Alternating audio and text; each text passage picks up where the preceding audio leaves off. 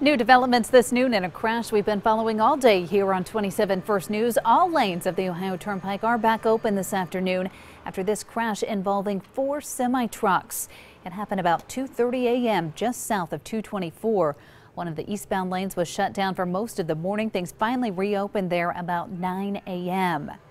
Now, that was just one of several crashes this morning as snow fell around the valley. First News meteorologist Brian Ivy has been keeping tabs on the conditions.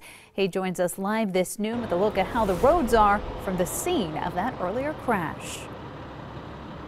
Thanks, Lauren, and good afternoon here live from the Turnpike, where we definitely had that crash that has been blocking traffic up for several hours now, and this is expected to go into the afternoon hours due to a couple of these semi-trucks still being pulled out of the ditch. We just got that one truck out there in the yellow where you can see the crane with many workers around there. They're also down in the ditch currently digging out some pieces and parts from that truck, and there was a diesel leak, so we had hazmat crews across the area making sure to clean that up to keep it safe. There's another truck in white there on the other side of the interstate off the ditch past the guardrail there, and that truck is going to be the next one to get pulled out. 2 other trucks were involved in this crash. They suffered less damage and were able to be pulled out earlier on.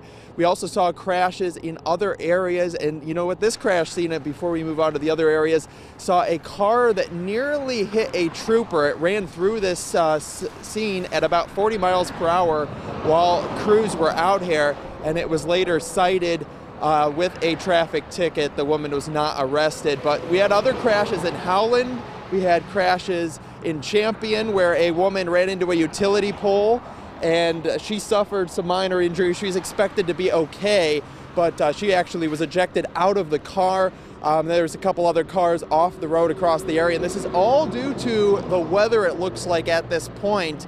Very slick conditions across the early morning hours. Right when that temperature dropped below freezing, you saw that little layer of ice and snow on the roadways really become a thick layer of black ice. I talked with a guy from Wenz Towing in Canfield, and he said it was a sheet of ice out here early this morning. But good news if you're heading out now in the early afternoon.